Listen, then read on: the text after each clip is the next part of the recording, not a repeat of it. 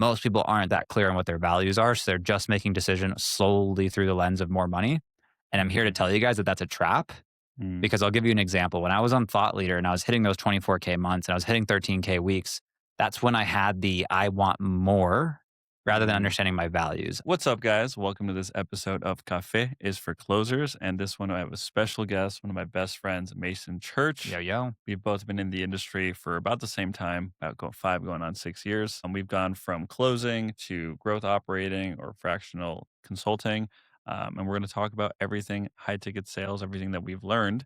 So if you're new to the journey, or if you've already been closing, or if you're a business owner and you want to really understand what it's like to attract talent and keep talent, subscribe, like. I'm going to have more of these videos coming out every Friday, and just want to give more value to other people in the industry. All right, what's up, guys? This episode's going to be called From Rock Bottom to Revenue Kings. It's a JV between the Cafe for Closers podcast, or content, and The Conversion Club by Money Magnet Mason. That's me.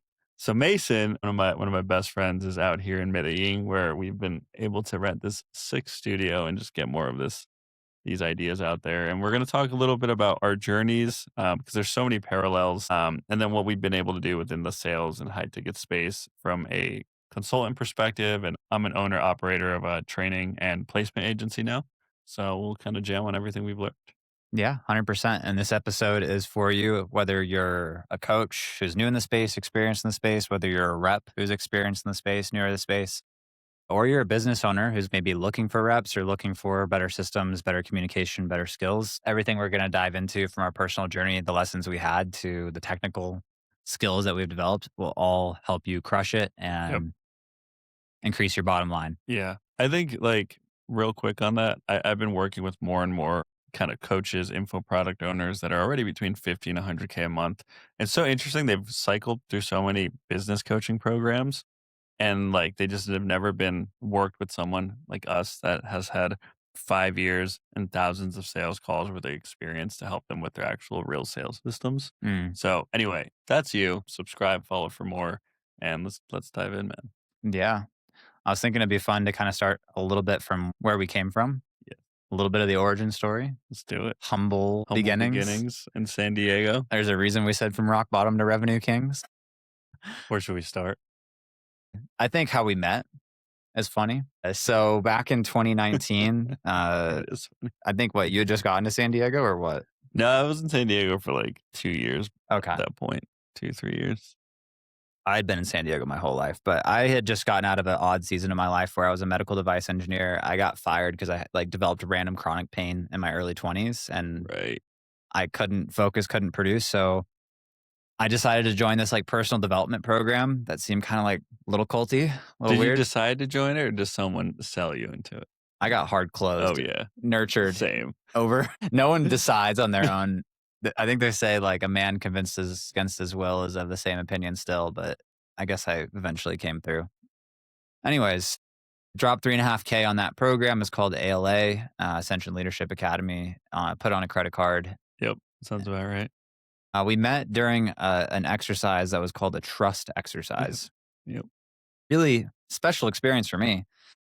Essentially, you walk around a room. There's like 30 people in there. It's like 60. 60 people, and we're all in this group. And basically, you walk up, you look someone right in the eye, and you have two options. You either say, I trust you, or I don't trust you, and then you move on to the next one. And I had like a 99% hit rate. Like, I swear to God, every single person's like, I trust you, I trust you. And then this dude, I get to this dude, he's like, looks me in the eye, he just shakes, he's like, nah, dude, I don't trust you. And I said I trusted him. So You did. I was pissed. I was like, nah. He didn't like the gringo vibes or something. I don't know. Yeah, and then after that, Mason comes up to me and he was like, yo, why don't you trust me? I don't know, man. Your beard's kind of shaggy or something like that. We started laughing. And then he was like, anyway, you want to come hang out with the hot tub? I was like, yeah, I'm down. And the reason why we hit it off as friends, but I was sleeping out of my car at that time. I had this shitty wildebeest of a van, bro. Like, if I could show pictures, you know how Joe Rogan has pictures? Like, we'll put a picture in this for sure. Man, this thing was hideous. It was like faded maroon from 1994, and he named it Sandy. I named it Sandy because He literally, dude, he would leave the keys in the ignition, the windows open, and the car unlocked. That's how gross this thing. No I one knew would. no He knew nobody would take it. and I got hard closed into the program also, which by the way, that program, while borderline culty, I think I'll speak for both of us, changed Yeah, our yeah, yeah. lives. Life changing, Life just like a changing. little trauma. Like life changing, like just personal development on steroids. My friend also called me, hard closed me into it. And I gave him my last $500 so I could borrow his credit card and pay for part of it on his credit card while I had applied for another credit card so I could pay it. That was also what, like, that experience, just that experience is what also really helped me in my sales career because it was like that breakthrough moment of like my current situation doesn't dictate my future. Yeah, yeah, yeah. And being that broke prospect that got resourceful helped me challenge So the many fuck of people. so many people. You're like, I You don't care know? what you say to me. It doesn't. It's like it's cute. Yeah. Your excuses aren't relevant. So we got hard closed into this life changing program. We went through it and then we got into sales. Well, Yeah. first of all, you got fired. So why don't you tell the story about that? Yeah, I guess the timing of it I had a little bit off. I got fired right at the end of the program. So I was in the engineering job while in the program, and then I got fired right at the end of the program. So like during that program, it's about like creating your vision, it's personal development. They have you do declarations, Yeah.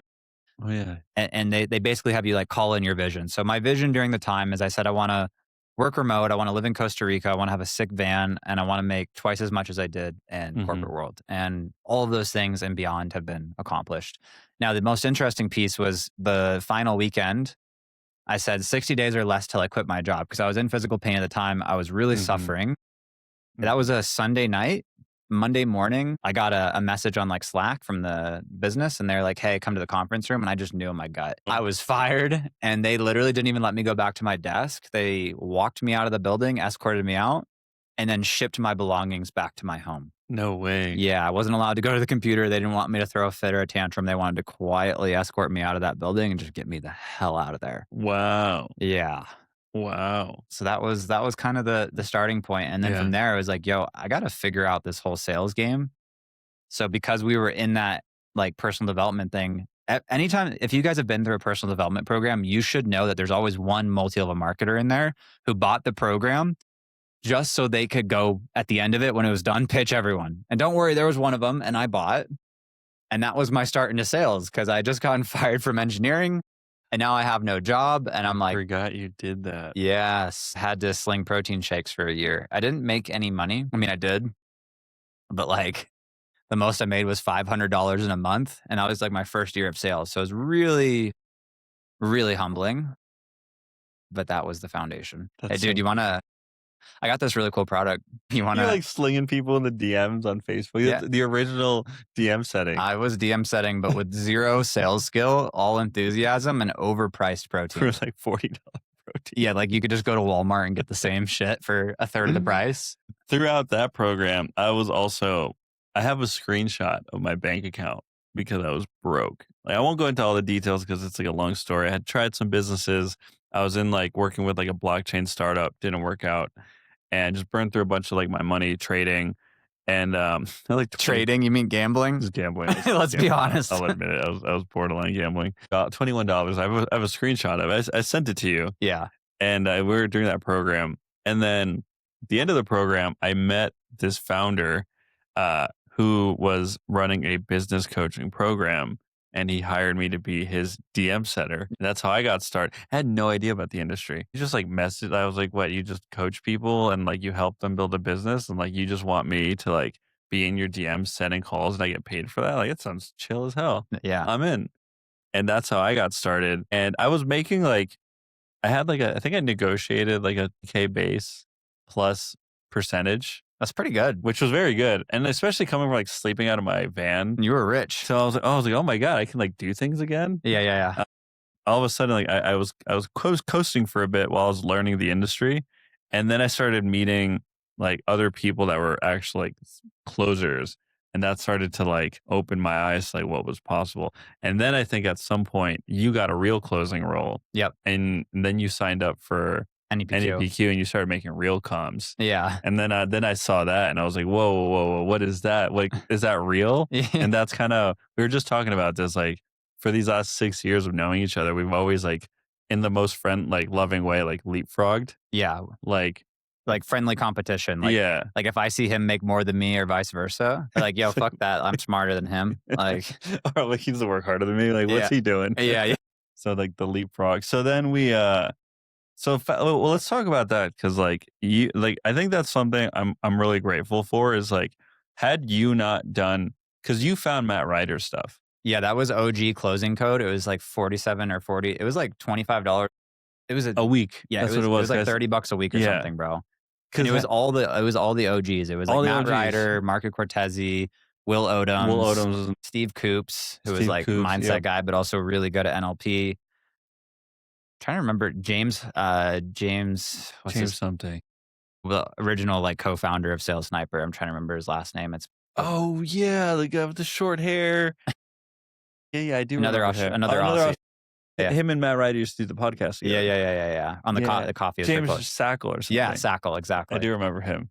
Oh, dude, I haven't seen him in years. I wonder what Anyways, happened to him. no idea. Anyway, like I'm so grateful because you found Matt Ryder, and like had you not done that and then eventually done NDPQ, like the bubble I was in, I don't think I would have ever been exposed to like salespeople making 20, 30 grand a month. Yeah, yeah. That And was like mind bending. that was mind bending because Yeah. like I was making by the time I started closing like 7, 8 grand, a couple 10K months. I thought it was the shit. Yeah. Very dangerous income level to be at. Yeah. Right. But I had no exposure. And it was because of you that like I just got like slapped awake. Yeah. And I remember showing up to one of those coaching calls with Will Odoms and like it was like role playing. Yeah. And I got shit on. I thought it was good. I got on that call, I got shit on. I was yeah, like, the standard oh was very my God.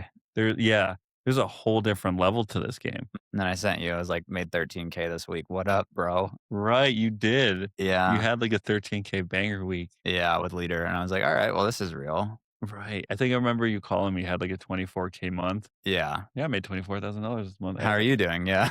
I was like, I'd like to buy the program you're selling, So, please. yeah. Which he eventually did. When I worked at 7th level for a little bit, he did get into NEPQ. I did. But that was kind of the humble start. And like, thank God we got around high quality salespeople and Yeah. didn't just stay in that like average zone. Yeah. Because that helped us get onto incredible offers. And now at some point after taking thousands of sales calls, it becomes kind of the natural progression to say, hey, do I want to keep just taking sales calls or do I want to expand these skills, Yeah. pivot and do something more with it?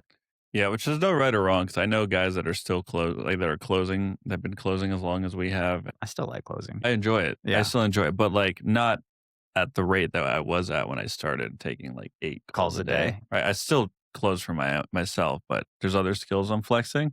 But I think there's multiple pathways. Like you can follow sales to its ultimate mastery and make the K plus a month.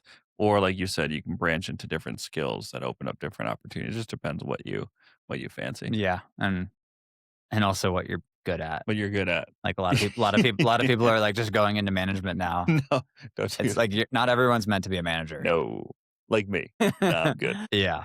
I'll run my own business and I'll growth operate because there is management involved, but it's very minimal. Yeah. But being responsible for like my friend Conrad, you know him, Yeah. who runs a team of like 14 sales reps. I'm like, oh my God. Yeah. All Rip hitting my them hair up. out. Where's the I'm payment gonna start link? balding. I'm gonna start balding sooner. Where's the payment link? It's in the fucking SOP. You motherfucker. Did you read anything? No. No, I just got on calls like because I think I'm good. Sick. So that's really, I think, where we came from. What would be some of the lessons you would want to share? Things that you wish you learned earlier in the journey that would help, maybe newer reps or reps who are like kind of up and coming in this game? Well, this might be cliche here, but like hiring a coach way sooner. I just like didn't know about it. Like Yeah. the sales coaching was Now a there's thing. no excuse. Now there's no excuse. Yeah. Like I had Jordan Belfort's book and I was looking into like straight. We thought that line was the persuasion. shit. And I was like, like that's what I We thought that was the shit. Sound fair enough? Go. I remember that was like some of my first memories of Andres and like Josh Massey. I would just come over to their. Andres couldn't afford rent at the house, so he slept in his van in the driveway for like partial rent. And I would so he could use the bathroom. And so I would come over. I would come over and just hear them trying to close, going like, "Sound fair enough?" So I thought that must be the way. Yeah, we thought that was the way. So I would like hiring a real coach earlier on because it also what I didn't realize until I bought Bill Walsh's program, Elite. What But I realized what I was buying in that was like the network Always, of like incredible hardworking people that really took themselves absolutely, seriously. And that's paid dividends. by far. Like and like so like you're investing in the skill development, but you're also like shortcutting the time that would take to meet those incredible people. And then the byproduct of those connections. I would say that was probably one of the bigger lessons. And the second two is just releasing your ego when it comes to like skill development. I think like had I not done NAPQ, I think, and not been exposed to that, I think my ego would have just kept me comfortable for a lot Telling longer. yourself that you were good. That I was good because I was like fucking decent, mediocre, Yeah, yeah, yeah. you And you know? closed a deal at the Yeah, time, yeah, so exactly. Yeah, I'm nice. good. Like my way is good. Yeah. It's Mm, not the best till you get there. I think for reps who are up and coming in the space, it's just like I think the biggest drug is comparison. Everyone's sharing Stripe screenshots all the time in this industry. Everyone's sharing commission checks. I'm at a 75% close rate for the day. And you never know what the actual story is behind any of that, guys. Like even if the commission checks are Yeah. true, that could be for a month and then the offer completely falls apart. Yeah. Or they could be having those commission checks, but they're full on retards with their money. So Right. like I guess what I'm saying is like stay in your own lane, protect yourself, stay focused Yeah. and avoid the comparison because I think that is one of the most Oh, toxic you traits nailed of it our with that. industry. There's no context in the wins, right? Like when you see these wins from all these, a lot of them are coaching containers wanting you to buy. It's like, oh, I had a 7K commission day, right? But it's like how Did they have much, a massive webinar that day and they're right? the only closer on the offer? Right. Like this There's comes so this much context. Did you like when close I two big deals that you're nurturing for like 2 my very months? first month of closing with Thought Leader, I made 10 grand. Yeah. So I thought I was like an incredible closer. In all reality, the marketing was literally world class. Like Taylor Conroy's marketing, his funnel, his evergreen webinar. I didn't even know what evergreen webinar was. I was just taking calls. Yeah. And it was a perfectly done webinar that had been iterated on for years and Mm, perfected. This mm, wasn't like a one-time thing. This is something he'd been doing for like 4 or 5 years. So they mm, just all the leads were pre-sold, all the mm, beliefs were already pre-installed. I just had to mm. basically not mess it up. So I'm sharing that to say like the part of the skill here, and I'm sure you guys have heard this from people like JD Daly or other people who talk about like offer hunting is like finding the right offer and learning how to vet offers is just Learning as how to vet important. is just as important. Shout out to James Lawrence if you want to buy his course. He's got a good one on how to The do it with AI one, the AI one. I would recommend it. I bought it. Sick. I won't ask you if you opened it, but anyways, we're info junkies for sure. We're, we're the clients we want to attract, Yeah. at least in the buying part. So Well, a couple things on that. I think one that's huge, like because your ability to vet offers for all the newer reps or reps that because I've trained with reps in expensive programs that still haven't cracked like okay. consistent 15K months. And Yeah. it's like, dude, like how much longer are you just gonna be on these shit offers? Or like they're trying to I had this one guy and I love him, but I won't name drop him, but what offer are you on? He's like, oh, I'm on this offer because I really want to like develop my ability to self set. And I'm like, that's cool, man. But you've been doing this for 3 years. Like self setting is like, if you can close, you can self set. Like at this point, you should just leverage your audience, like your network that you've invested tens of thousands of dollars for and get on a good offer and like actually make money. Do something with it. Like, Yeah. Self-sabotage is a bitch. it is a bitch. And then another thing, I think just when you mentioned like comparison, I think one of the things we've talked about is when you're not clear in what you want and What your values are. your values and the Yeah. life you want to build around that, the comparison hits you real hard. And then you get the shiny object syndrome. And then that's how reps just offer hop and never get anywhere. Yeah. I'll give you like an example. Like JP, he's like the top rep at 7th. Absolutely epic kid. Yeah. I have nothing but respect for him in terms of his skills. If I was living how he is right now, I would hate it. But my values are different and that's fine. Right. Yeah. But I know my values and I know what I value spaciousness. I value flexibility. Like I don't want to take a ton of calls every single day. Right. Like that, if I was doing that, like making 30K a month, it would destroy me. Right. So it's just knowing what you value and what you prioritize and actually defining success based off not just money, but what are your values? Like for me, my values at this point are peace, sustainability, and profitability.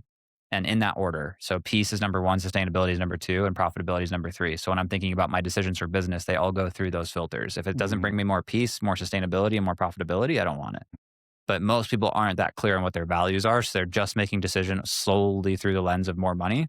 And I'm here to Mhm. tell you guys that that's a trap Mm. because I'll give you an example. When I was on Thought Leader and I was hitting those 24K months and I was hitting 13K weeks, that's when I had the I want more rather than Mm. understanding my values. I could have gotten more there, Mm. but the shiny object syndrome hit. Like I went full idiot, like most people do in the space because they're so greed fueled and their identity is Mm. so tied to money that anytime they see someone making more money, they want to jump. So I jumped to Sales Sniper and I jumped from a fully stacked calendar of pre qualified, perfectly vetted webinar leads to a white calendar Mm. selling for a brand new offer called Dan Clark, like a speaker offer. Some dude who used to be like an OG speaker. He's great. However, the marketing was trash. The messaging was off. There were Dang. zero systems. And they're like, here's a CRM of some new cold traffic leads off Facebook to start dialing. And yeah, Oh, go man. no webinar, no assets, no nothing. So I went from that 24K month high and being like, Wow. I'm on top of the world to a white calendar as a smackdown. Damn, you just went off. Yeah.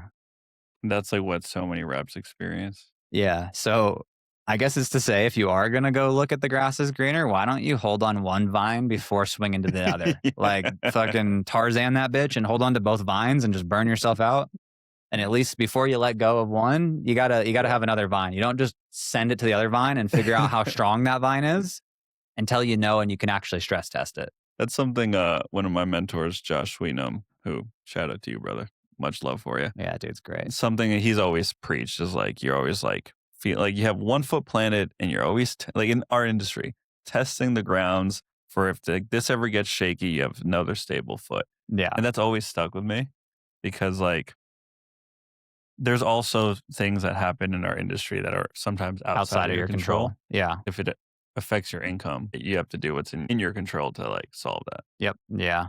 Even just like things have evolved in so much over the last 5 years, I would say, with new trends like AI and lead costs going up. Like, the adaptability is, I think, even more and more and more important. And the skill set of vetting offers and being able to see and operate with trends is like going to be really important simply because I don't think you can get away with a lower level of skill set and survive in this industry. I think it's becoming more competitive, Oh more yeah. filled with people, and less offers that are sustainable and Yeah. consistent. Oh So yeah. we have more closers than ever. And I think we have less offers, if anything, that are actually crushing, sustainable, and good.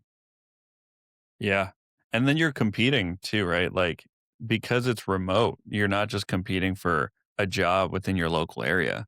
You're competing with people all over the world. And like, I'm 32 now, right? Like, if you're my age or older, right? And you're competing and you don't have the skill set and you're competing with a 20-year-old from South America whose life would, him and his like extended family's life would be massively Massively champ. different Yeah, yeah, over yeah. a 15K month, who's gonna work harder, By far. It's not even close. you know? And so that's who you're competing with. And it's just gonna get more and more the industry is just gonna have be more and more competitive, like you're And saying. we're actually seeing it come to Latin America way more. Yeah. Yeah. There's more and more sales trainers helping people in Latin America become high ticket closers. And some of them will go to the Spanish market. But Some of them will anyone come to with the English yeah, market. any with any level of Yeah, they're skills, bilingual. Yeah. bilinguality, they're gonna be competing. And they're going to outwork you. They're gonna outwork you. Yeah, because they're fucking That's why most like not always like there's some, we've hired some incredible setters based in the US, but the majority of the majority setters don't come from the they don't US come from the US. because most people aren't willing to eat shit and do that. Yeah. They're not willing to, Yeah. Some of my best setters are in South America. yeah, Best. random countries. Yeah. Yeah. That's I think that's where the space is evolving and then like once you've I think put in your time and made your money, you can decide like if you want to branch into other things, kind of like what we're doing now. Yeah, Like exactly. you're managing two fractional Yeah. offers. So I'm like a fractional sales manager right Mhm. now. So I'm running like multiple teams and then I'm doing a little bit of sales coaching as well. I'm scaling up the team at Pause Breathwork and also right now with Lead Gen J, which is like an AI automation cold email Mhm.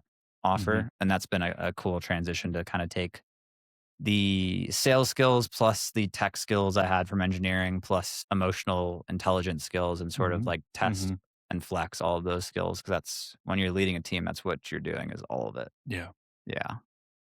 What have you like over this year, what are some of your Key learnings. This year, because I worked with Andrew Cruzy for a little bit, I learned how to DM set. I did it in reverse. I did it later on in my career. I was like, wait, I need to go back and get that skill. DM setting is a dope skill. If you don't have that That's a dope skill, skill that'll always help you to be able to sell your own coaching for and your own stuff. for your own shit, like, and to get opportunities. It's like flirting I was gonna say, I've used the things I've learned in DM from setting Andrew. in like, my love life, Yeah.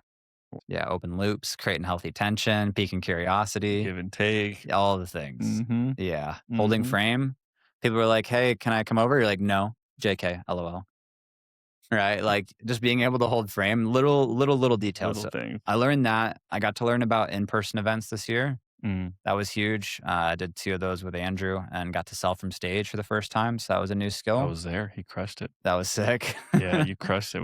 I like We yeah, mopped that room up. we did. I like blacked out because I didn't know I was gonna sell until like 2 minutes Actually, before. so did one of our prospects. They actually blacked out Literally blacked out. during the breath work to Yeah. start to start the event, which, by the way, I was like, I knew the guy from before. I was like, "This guy's buying or dying." We were joking, We were joking. but he did both. He did both.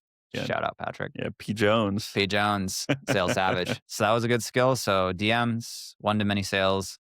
And then the other skill set right now, I think, is just around leadership, like Mm, running these teams, like learning how to best lead people, how to inspire people, and how to be a proactive, effective communicator. Nothing will test how proactive and how planned and how dialed you are than leading a team. yeah. You will, when you lead a team, it is a mirror that you don't experience as a rep. It's a daily mirror where like your day will feel coherent and dialed or completely chaotic and all over the Mm, place. And I'll actually find myself laughing because when I have those days where it's like chaotic and all over the place, I'm like, this is all my fault. I thought I mm, was planned and prepped, but clearly I'm not. So mm, the feedback loop it's a different feedback loop because you don't get the feedback loop of the instant high of like closing deals. Like you make changes and it might take months for those changes to start to like bear mhm, fruit. mhm, mhm. So there's a patience involved. But there is the immediate feedback of if you're operating out of chaos as a leader, that's where you get your immediate feedback is how dialed you are with your systems, with your planning and your communication. It's wild. It's a whole totally new challenge, but I'm enjoying it. You're also like, that is like your zone of genius is like data and numbers and systems. And I think that's why you're crushing it with those offers. I think about putting myself in those situations and I'm like, that is just not my skill set. Yeah. I think that's why I went the direction of like my own like coaching and training business, Yeah. which is there's system skills that, but you also need to be a visionary Hmm. and you just have to be putting yourself out there and experimenting and just like being flexible every day. So it's just interesting where like once you're aware of your skill proficiencies, like the directions you can go after you've mastered, or I don't want to say mastered, but after you've developed a very competent sales skill set, you can build on it. You can kind of do whatever you want with it. Yeah, It's the foundation for for everything. everything. Yeah. Entrepreneurship. Yeah. I am a little nervous with AI, like though. Why? I mean, like working with like Jay's team, I just see the stuff he does with AI and I'm like, Mm, yo, like if you don't learn to use it as a sales rep and figure out how to use it, you're going to fall behind really quick yeah, from the younger generation. yeah. We're at a turning point right now where there's going to be people who basically probably haven't done any PQ, haven't done elite, haven't done shit, but they know how to use AI and they're probably going to run circles around you, Damn. which that's my prediction. Yeah, Yeah, I for put sure. money on that. Give it 2 to 3 years and there's going Mm-hmm. to be like 22-year-olds, the new generation who know how to use AI and have grown Mm-hmm. up with it. And they're like, oh, yeah, well, I wrote the perfect follow up email that emotionally manipulated this person based off all of their buying criteria with Claude. And that's like that's still human to human competition. Like soon, like AI will just replace the human touch points in I'm general. getting ads for AI closers. Yeah, and they're not bad. They're probably better than some of the reps I've hired or reps that I've like, But or think that I've about at it. least not that I've hired, that I've interviewed. Yeah, and think about when like you can just like have it like download, Jeremy Miner's exact sales formula and his tonality and his voice and just insert it into AI and Dude, just have it go. yeah. So I'm committed to putting in study time at this point to AI because I believe if I don't start to learn those skills and like catch up in some way, like Yeah. you're gonna get cooked. Yeah, you So will like get all of you left guys behind. who are like, running like selling biz ops and you think you're the shit, you are making great money now, but like, the next 10 years, like things are gonna change. So like you're in a trend and there's also a bigger macro trend going on, which is AI. And so if you don't adapt, I think you're gonna fall behind. And that's You're gonna get Mhm. replaced. Yeah. Oh, Spot no. on. Spot on with that. Yeah, Spot on. because I already feel it and see it. I'm like, "This is huge." Well, I have a friend that he's 3 months into his AI agency, and they're at I think they cleared like 600 in cash this month so far. 3 months in, It's sick. it's him and like a partner, and they haven't even tapped into like paid marketing. It's just like Yeah, organic. referrals, word of mouth, and organic It's literally batshit crazy. cranking. Yeah. So what am I saying? Go find an AI offer. Go sell some AI. Yeah, this is kinda like when crypto went off. Yeah, I remember seeing Yosh sell, like, crypto when he was at Sales Sniper. yeah, It's, like, doing, like, 40K a month selling crypto masterminds and printing it. yeah, Yeah, just, like because the greed level's so high. yeah. And well, you're also riding the trend, Trend. You gotta ride the trend. which is a very important skill as an entrepreneur. Just to see it and ride it. And if you're a salesperson, you are an entrepreneur in a way. Yeah, you're on If you want to commission. make any real money, Yeah, right? Up until 10K, maybe 15K, like you can still get by with employee mindset if yeah. you want to make more money. But that's something I learned from Marco Cortese Mm, early on. He's like, oh, anything, if you want to make more than 20K a month, you need to operate like a business owner, yep. manage your time, delegate, skill development, and also like learn how to leverage. And did I say delegate? Yeah, and create leverage. He always Yeah, talked create about that. leverage. Yeah. Yeah, Like those are all things at the time, like I didn't understand because I was still 10K per month closer. Now at the running my own shop, I'm like, all this makes so much sense, yeah. you know? I think that's been one of my biggest challenges is like delegating.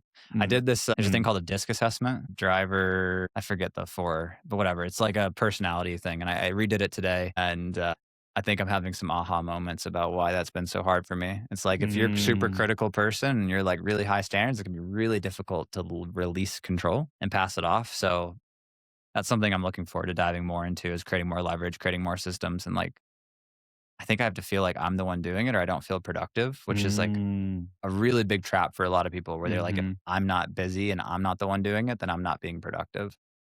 mm, So I'm like working on conditioning myself to feel lazy and be okay with that.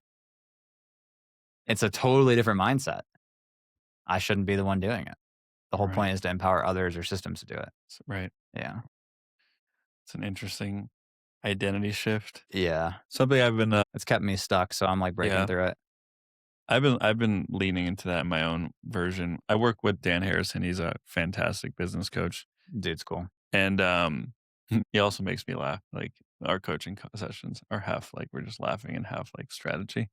That's good. Yeah, it's great. So with Dan Harrison, so he's fantastic business coach. One of the things early on in our engagement, he has all this, like, mindset work, and I'm like, "Dude, I hired you for the systems and scaling. I've done plenty of this." He's He's like, like, shut up. "Trust, this is where the magic is. Like, Yeah. fucking do it." Alright, I do it. I do it, and one of the big realizations was I was running my business with the identity of a closer, right? Of, like, a 25K per month commission closer, right? That was the perspective, the behaviors, and while it was, like, enough to get the business off the ground, because you have to be scrappy, you have to, like, work your ass off, he was like he helped me realize, like, the new identity, like, business owner who understands leverage and who builds a business around their lifestyle and releases, the do or die grinder, like, closer and, like, adopts that. That is what then allows the business to grow sustainably. Hmm. And that's been like it hasn't happened yet. I don't think it's an overnight thing, but it's like the consistency, uh, or the consistency in your actions to create that alignment is what I've been like experiencing as of late. Where have you been more consistent? Where? What do you mean where? Where You my mentioned being more consistent. So like, what have you been more consistent with? What's changed? well, I think one like consistency with we had a coaching session and I felt guilt because I wasn't working as hard, but I was making more money. Yeah, yeah. And he was like, "Well," he's like, "You're just out of integrity with what you're saying." He's like, "You're just saying you're saying you wanna do all these things, but, like, you really don't need to because 'cause you've already done all this legwork." And he's like, "So just what do you need to do to be in integrity with your word? Just, like, make your word actually align with, like, the lifestyle you've created instead of, like, projecting it needs like, you need to work harder." So The I shit.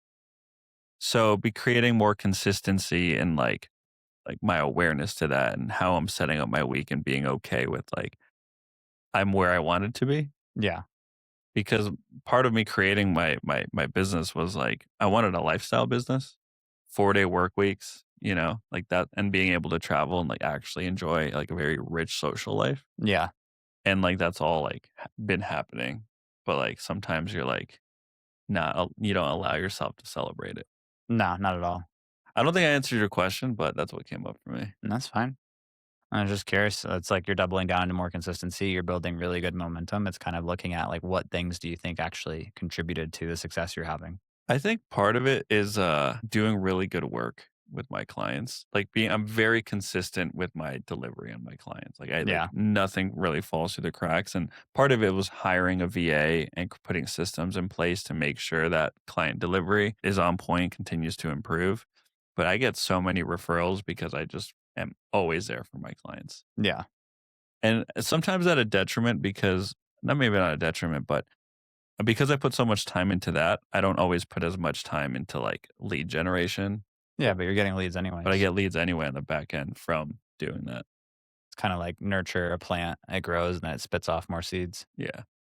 Seems Yeah. like that should be the natural progression if we look at nature. But marketers are like, just put more seeds out, just buy more leads, taking care of the plants that are growing. You don't need to take care of them if you Bunch it. plant 10 more. Yeah. Why? Yeah, Why? Fucking idiots. The fucking coaching industry, dude. dude. And that's been one of my because coaching businesses are difficult And they don't to scale. notoriously don't get referrals.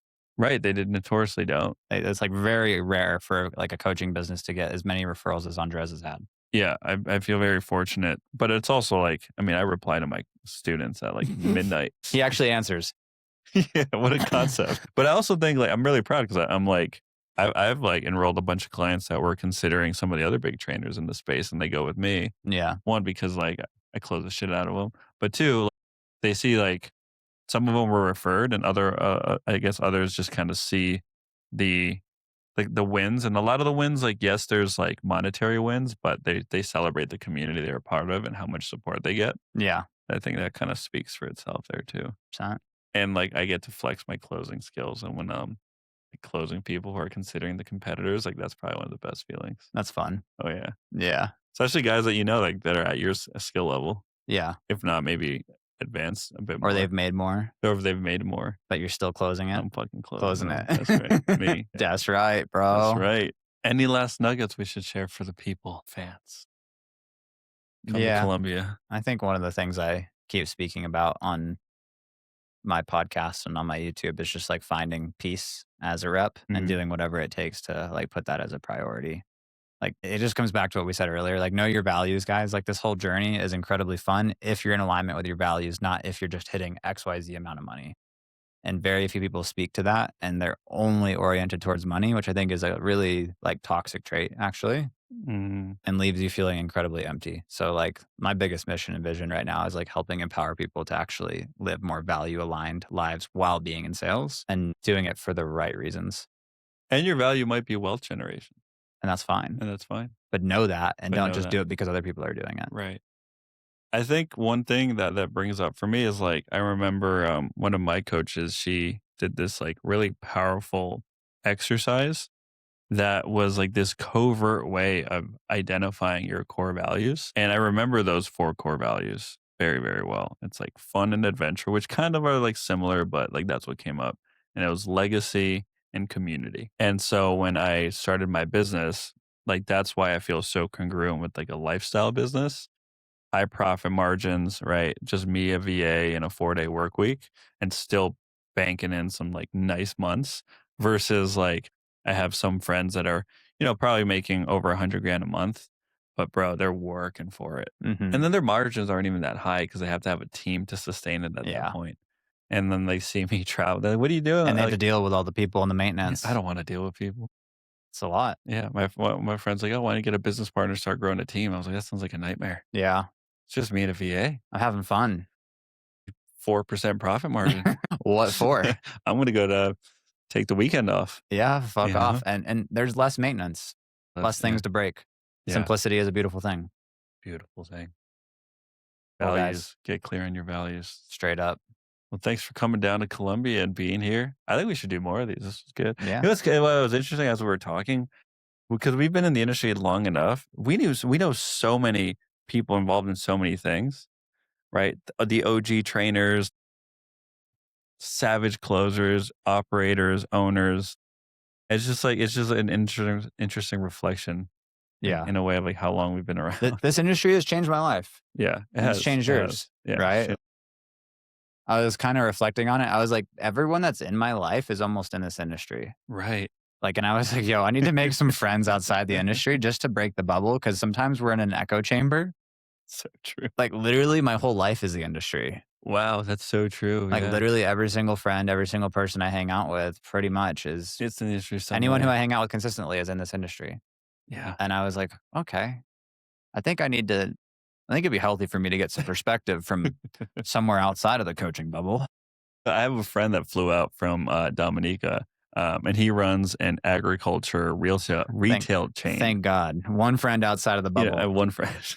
Yeah, we got we got one. But, like, it's so interesting because he deals with real staffing issues and, Yeah. like, underperforming people that he has to fire and deal with HR issues and lawyers and legal, and he's just, like, telling me all this, and I'm like, "Oh, wow, that's what it's like." Makes sense. Dude, it's kinda crazy. It's a trip to be like, "Yo, the only people I hang out with and text," I mean, aside from my family, is, like, people who are in this game, which is I'm, like, trying to figure It's out how I interesting. think it's, like, that's a good challenge, is to, like, get perspective outside of the bubble, because a Yeah, lot of knowledge and wisdom from other industries and other places applies here too. And most absolutely. people in this industry only look to this industry for knowledge, Yeah, so that's that's definitely spot one of on. my challenges, is to look to other areas for wisdom outside of just the echo chamber that is the Yeah, coaching industry. yeah, spot on.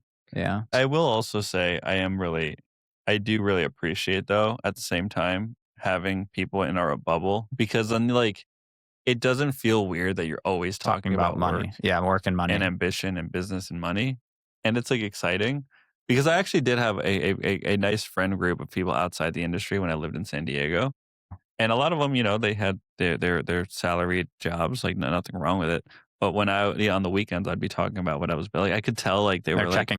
yeah, like, "Oh, this guy's talking about work." Like, Yeah, like, "It's the "What? weekend. Bro, we're Have a trying to beer." fucking party, "Yeah, man." yeah, man, we're at a cookout." Yeah. It's like, "Well, I know, I'm cooking." And it's like it's been really nice to, like I have 2 of my students staying with me here in Colombia, and it's just like even though we're out having a beer, we're just talking, like, ideas, ambitions, business, and it's, like, Yeah. also, like, a really which isn't just, like, isolated to our industry, I guess just have more badass friends that are have similar Ambition. values and Yeah. ambition. Yeah. It is a good superpower to be able to say, "Hey, I'm done talking about business for the day," though. It is. I do that all the time now. I'm like, "Hey, we're gonna hang out, and there's no business talk right now." I do that too. Yeah. I do that too. I'm like, "It's off." Yeah. Right. I've clocked out. Or sometimes I just get up and walk away. All right, I'm going to bed. Peace. All right, guys. Cafes for closers. See you in the next one. And The Conversion Club by Money Magnet Mason. so subscribe, and we'll see you guys in the next one. All right. Peace. Peace. If you made it all the way through, hope you learned a few things. Whether you're a closer, setter, wherever you are in your actual closing journey, these are the perspectives that I think have taken us years to really develop and learn. And if you're a business owner, whether you're doing between 50, 100K a month, and you're starting the foundation of a sales team, like, follow, subscribe. I'm going to have more of this content coming out and comment sales training, and I'll send you some of the trainings I have on either improving your closing skills or what it really takes to start building an A-plus sales team, even if you're trying to keep your organization very lean, and just take it to new levels. So see you guys on the next one. Thanks for being here.